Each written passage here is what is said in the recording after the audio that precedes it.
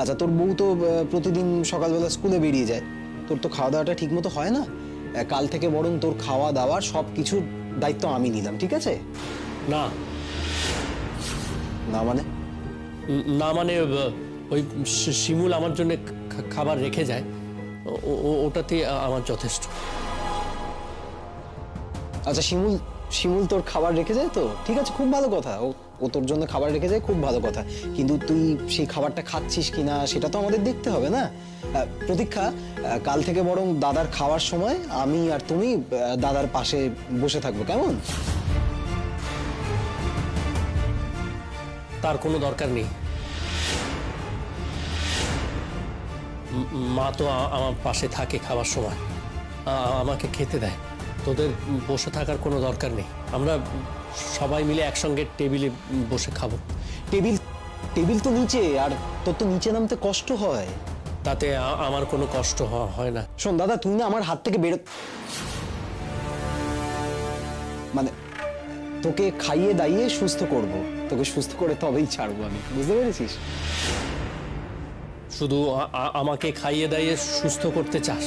হ্যাঁ, তোকে তো সুস্থ করতে চাই। দেখ, তুই সুস্থ হলে আমাদের বাড়িটা আবার আগের মতো আনন্দে ভরে উঠবে, তাই না? তারপর তোর এই অবস্থা, সেই জন্য তোকে দেখে মা কত কষ্ট পায় বলতো। দাদা, তোমার বউ তোমায় ঠকাচ্ছে, এটা বুঝতে পারছো না তুমি? এটার সম্পর্কে ধারণা কেন নেই বলো তো তোমার? আর তুমি হেরে যাচ্ছ কেন? এরকম একটা মেয়ের কাছে তুমি হেরে যাবে? ওই মেয়েটা তোমারই বাড়িতে থেকে তোমার চাকরি আত্মসাৎ করে তলায় তলায় শতদ্রুর সঙ্গে সম্পর্ক রাখছে, এমন একটা মেয়ের কাছে হেরে যাবে তুমি? যদি রেখেই থাকে তাতে কি আছে? আমার মতো মানুষের কাছ থেকে আর কি পাওয়ার আছে ওর? কি বলছিস তুই? তোর চাকরিটা করেও বেঁচে আছে, তোর চাকরিটা করেও খাচ্ছে, আর তুই বলছিস তোর মতো মানুষের থেকে ওর কিছু পাওয়ার নেই? একদম এসব কথা বলবি না, অধর্ম অধর্ম। হোক অধর্ম, আর অধর্মের তো কিছু নেই। ওর জীবন ও যেরকম ভাবে খুশি সেরকম বাঁচবে। তাছাড়া আমার জন্য তো করছে, আমি কেন এসব কথা ভাববো? করছে না দাদা, করছে না। ও তোকে মারার চেষ্টা করছে। আমি বিশ্বাস করি না।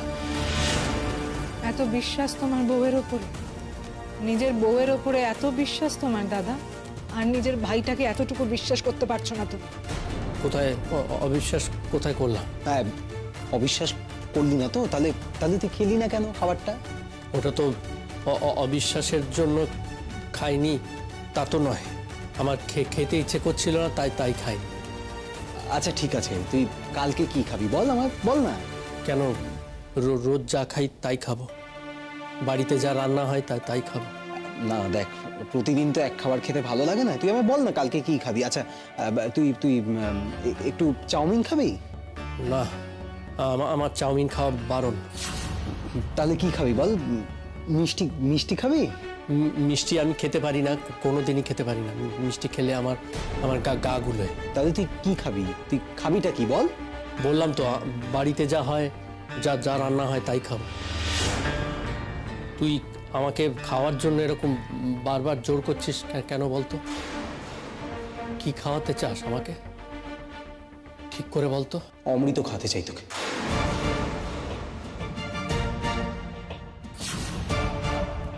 অমৃত মানে যেটা খেলে তোর শরীরটা আবার সুস্থ সুন্দর আগের মতো সুস্থ হয়ে উঠবি, অমৃত, সেই অমৃত খাওয়াতে চাই তোকে। অমৃত? উফ দাদা, তুমি কি এরও অন্যরকম মানে করছো নাকি? যাই হোক, এখন বরঞ্চ যাই, এগুলো সব তোলা টোলা হয়ে গেল, নিচে গিয়ে পরিষ্কার করি গিয়ে। চলো তো, ওনার বউয়ের আসার সময় হয়েছে, এলে আবার 7 রকমের কথা বলবে। বাবা, সে যদি আবার আমাদেরকে এ ঘরে দেখে নেয় তাহলে তো আবার 1000 রকমের কথা বলবে। যাকগে ছাড়ো, চলো যাই এখন এখান থেকে। তুমি বরং নিজে গিয়ে মাকে বলো, বুঝলে, যে আমরা ফল কেটে খাচ্ছিলাম, দাদাকে একটু ফলের রস দেওয়ার ইচ্ছে হলো, কিন্তু দাদা কিছুতেই খেতে চাইলো না। চলো তো। হ্যাঁ হ্যাঁ, চলো নিচে চলো, বলতে তো হবে, চলো চলে এসো।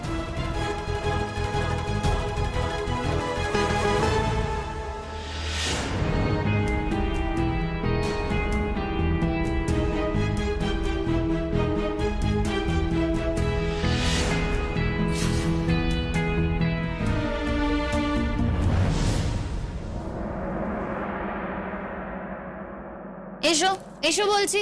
ওরে বাবারে, আসছি আসছি। দেখো না জোর জবরদস্তি নিয়ে এলাম।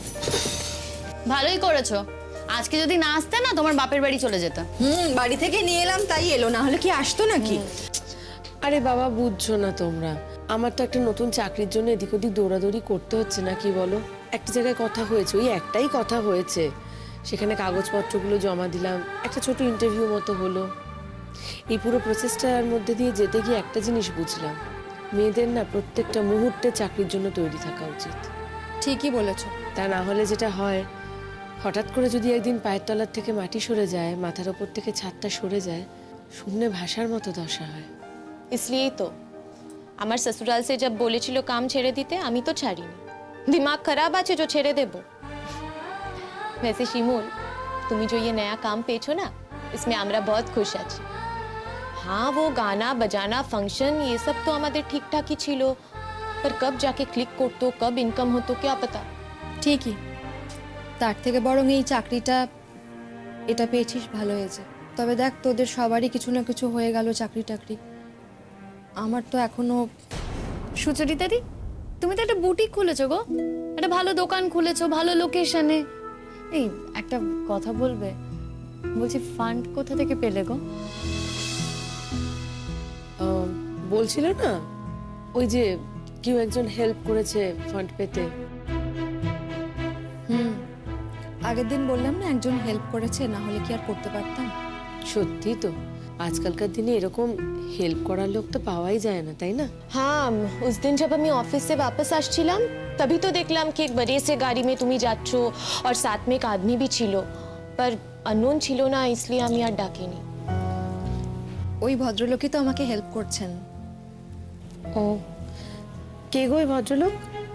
তোমার চেনা কে? হ্যাঁ, চেনাই বলতে পারো। আমি আসলে বলিনি এতদিন, কারণ তুমিও তো অনেক রকম ঝামেলার মধ্যে ছিলে, তাই। হ্যাঁ ঠিক আছে, কিন্তু কে সেটা বলো। তোমার বাপের বাড়ির দিকের কোনো আত্মীয়? না না, বাপের বাড়ির কেউ আমাকে হেল্প করেনি। উনি ইন্দ্রর ছোটবেলার বন্ধু, একসঙ্গেই ওরা স্কুলে পড়াশুনো করেছে, তখন থেকেই আলাপ। ইন্দ্র যখন আমাকে প্রথম প্রপোজ করবে ভেবেছিল, তখন ওই ভদ্রলোককে দিয়েই বলে পাঠিয়েছিল। উনি অবশ্য অনেকদিন বিদেশে ছিলেন, আবার এই দেশে ফিরেছেন, এই এখন আবার নতুন করে দেখা হলো। তা ওই ভদ্রলোক কি করেন? ইঞ্জিনিয়ার। বললাম না তোদের, এতদিন উনি বিদেশে ছিলেন, এই দেশে ফিরেছেন, আবার হয়তো চলে যাবেন। আচ্ছা, উনি কি फिर से वापस চলে যাবেন? মনে হয়, আপাতত তো আছেন। और ये जो फंड আছে উনি দিয়েছেন, मतलब পুরা? না হলে কি আর আমি পারতাম একা, বল? তবে আজকে যখন এই কথাটা উঠলোই, তখন একটা কথা, দেখ তোরা আমার বন্ধু, আমার মনে হয় এই কথাটা তোদের খোলাখুলি জানানো দরকার আমার। কি কথা গো, বলো।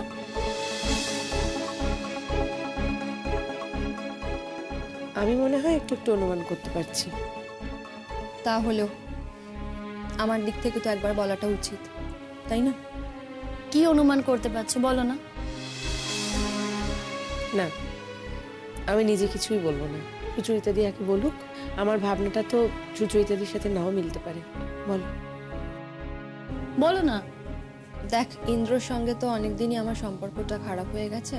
ও যখন আমাকে মেয়েকে প্রায় রাস্তায় দাঁড় করিয়ে চলে গেছিল, তখন থেকে সত্যি ওর সঙ্গে আর সেভাবে কোনো যোগাযোগ ছিল না। হ্যাঁ, এটা ঠিক যে ও মাঝে মধ্যে বাড়িতে আসতো, তাও ওর সঙ্গে সম্পর্কটা আমার একেবারেই নষ্ট হয়ে গেছিল। আর এই যে ভদ্রলোকের কথা বলছি, এনার নাম সঞ্জয় মজুমদার। অবশ্য ভদ্রলোক কেন বলছি, আমি তো সঞ্জয়দা বলেই ডাকতাম। ওনার জীবনেও না একটা ট্র্যাজেডি আছে জানিস। উনি যখন বিদেশে ছিলেন, তখন ওখানকারই একটি মেয়ের সঙ্গে ওনার আলাপ হয়, বিয়ে হয়, তারপর সেই বিয়েটা টেকেনি। সেটা অবশ্য অনেক দিন হয়ে গেছে, অনেক দিনই উনি একা, তাই জন্যই ভাবছিলেন যে এই দেশে এসে আবার সেটেল করবেন। সেজন্যই এসছেন আর কি এখানে, যে দেখতে এখানে এসে উনি থাকতে পারবেন কিনা। সেখান থেকে আবার দেখা, তারপর আর নতুন করে আলাপ, এটাই বলতে পারো। স্পেশাল আলাপ তো। তা বলতেই পারো। আলাপ তো আগেই ছিল, এখন এই অনেকদিন পর দেখা, কথা বলা, এই করতে করতে আলাপটা একটু স্পেশালি হয়ে গেছে। তোদের বললাম না যে ওই সঞ্জয় দা ইন্দ্র ছোটবেলার বন্ধু ছিল।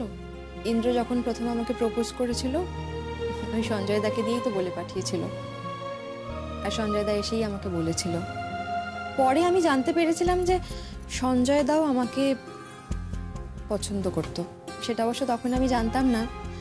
যাই হোক, তারপর তো আমাদের বিয়ে হলো আর সঞ্জয় দা বিদেশ চলে গেল।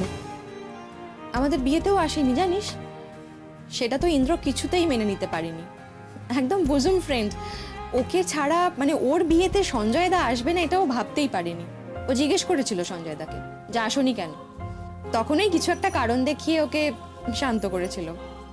পরে আমি জানতে পারলাম যে সেই জন্যই চলে গেছিল, মানে সঞ্জয় দাও এটা মেনে নিতে পারেনি যে ও আর ইন্দ্র দুজনেই একটা মেয়েকে ভালোবাসে, আর এই আঘাতটা সহ্য করতে পারেনি, তাই বিদেশে চলে গেছিল। তারপর অবশ্য দু একবার কথা হয়েছে, দেশ যখন এসছে আমাদের জন্য অনেক গিফট টিফট নিয়ে এসছে। তারপর ধর দীর্ঘদিন আর যোগাযোগ নেই। তারপরও দেশে ফেরে নতুন করে আবার যোগাযোগটা হয়। ওর সম্পর্কটাও তো ভেঙে গেছে, ও তো একা। দেখ, দুজনেই আমরা একা, আমাদের দুজনেরই একটা অবলম্বন দরকার ছিল, সেইটা আমি ওর মধ্যে পেয়েছি। ও দেশে ফিরেই তো আগে ইন্দ্রর বাড়িতে গেল খোঁজ নিতে, আর ওখানে গিয়েই বুঝতে পারলো আমার সিচুয়েশনটা কি ওখানে। ওই তো আমাকে বললো যে তুমি যখন ভাবছো নতুন কিছু করবে তাহলে এই বুটিকটাই করো, আমি তোমাকে হেল্প করব। এটার প্যারালালি একটা অন্য চিন্তা ভাবনা অবশ্য আছে আমাদের। কি গো, কি চিন্তা ভাবনা? দেখ, আমাদের এই সম্পর্কটা তো কেউ মেনে নেবে না, ভালোভাবে মেনে নেবে না, আর আমার মেয়ের কানে বিষ ঢালবে। তাই জন্যই আমরা ভাবছিলাম যে যদি বিদেশে সেটেল করি, ওখানে মেয়েটাও পড়াশোনা করতে পারবে, আর ওর চাকরি তো ওখানেই আছে। তুমি বিদেশে চলে যাবে? না না, এক্ষুনি যাব না, মানে এখনো তেমন কিছু ভাবিনি। দেখ, সবে তো এই ব্যবসাটা শুরু করেছি, অনেক টাকা ইনভেস্ট করেছি, দেখি আগে কিরকম কি হয় তারপর।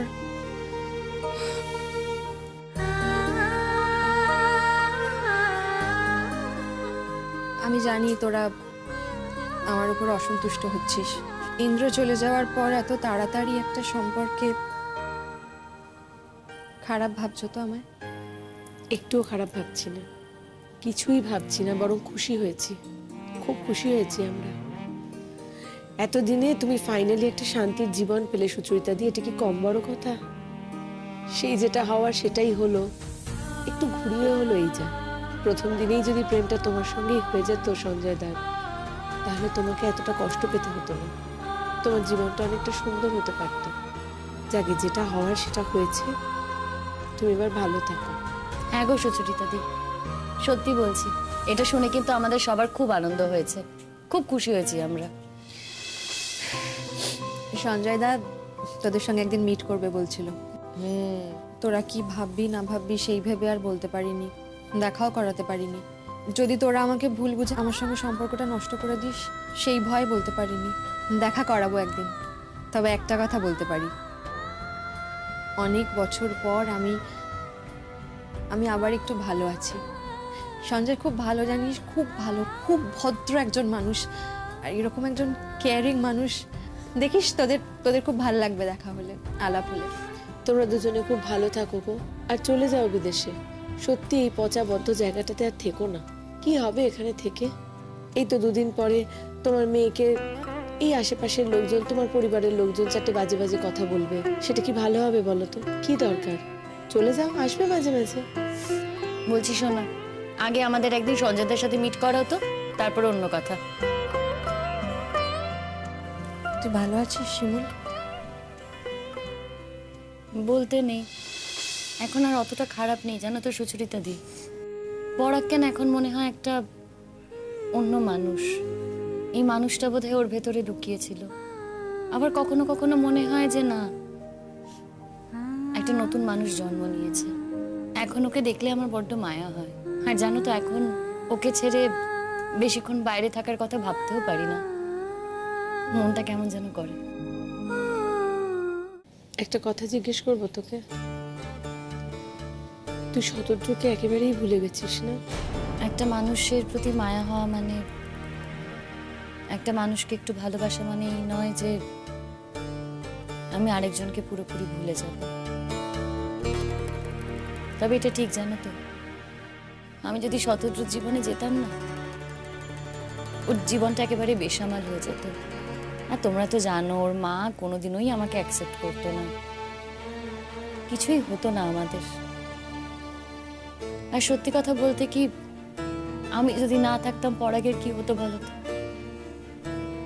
এই যে দেখো না, পরাগকে সুস্থ করে তুলছি, এর মধ্যে কিন্তু কোথাও একটা স্যাটিসফ্যাকশন আছে। আর শতদ্রুর সাথে যদি কিছু হওয়ার থাকতো, সেটা না প্রথমেই হতো। আর সেটা যদি হতো তাহলে আমার জীবনে এত ঝড়ঝাপটা আসতো না। সেটা তো হয়নি। বেচারা পরাগ, এখন সত্যি ওকে দেখে আমার মায়া হয় গো, খারাপ লাগে ওর জন্য। একটা মানুষ নিজেকে পুরোপুরি বদলে ফেলেছে, তার পুরোটা আমাকে সমর্পণ করেছে, তারপরে তোমরা বলো তো সে মানুষটাকে ছেড়ে চলে যাওয়া যায়? जो भी हो शिमूल, ये पराग के साथ जो तुम्हारे वापस पैचअप हो गया ना, इसमें আমরা बहुत खुश আছি। হ্যাঁ, वैसे खुशी का तो 2 रीजन আছে, सेलिब्रेट করতে হবে। चलो हम लोग कहीं घूमने चलते, क्यों? এই পুরী যাবি? দেখো, সে ঠিক আছে, কিন্তু মানে শুধু মেয়েরা মিলে কিন্তু এবার যাওয়া হবে না। পরাগকে ছাড়া আমি যেতে পারবো না। তাহলে সঞ্জয়কেও বলবো? একটা কথা বলি এখানে আমি এবার, বলছি আমাদের চারজনের তো একটা স্পেশাল ফ্রেন্ডশিপ আছে। আমরা 4টে মেয়ে, আমরা নিজেদের মতো করে একটা পৃথিবী তৈরি করেছিলাম, অন্যরকম একটা পৃথিবী। আমি অন্তত চাই না যে আমাদের চারজনের জগৎটা, আমাদের চারজনের পৃথিবীটা অন্য কারোর সঙ্গে শেয়ার হয়ে যাক। ঠিক বলেছো বিপাশা दी। সুচরিতা दी, তুমি না संजय दा के लिए कभी और चले जाओ, और शिमूल तुम भी पराग के साथ अलग से चले जाओ। एक ही दिन की तो बात আছে ना, खुद के लिए निकालो, हम लोग के लिए निकालो। अच्छा ठीक আছে, तुम लोग सोच के फिर बताना, क्यों?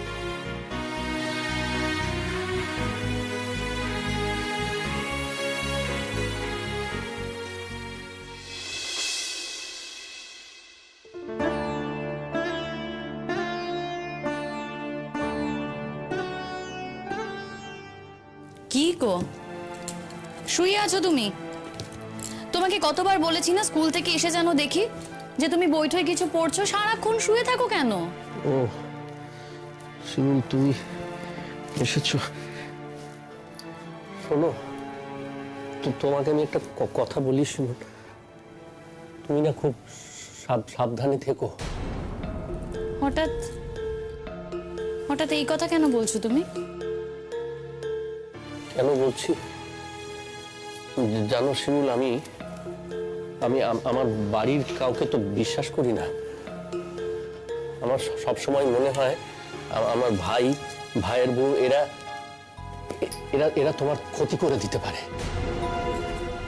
এই যে এরা তোমাকে বারবার করে বলছে, আমার মা তোমাকে বারবার করে বলছে তুমি থানাতে গিয়ে কেসটা উইথড্র করো, তুমি কেন করছো এটা?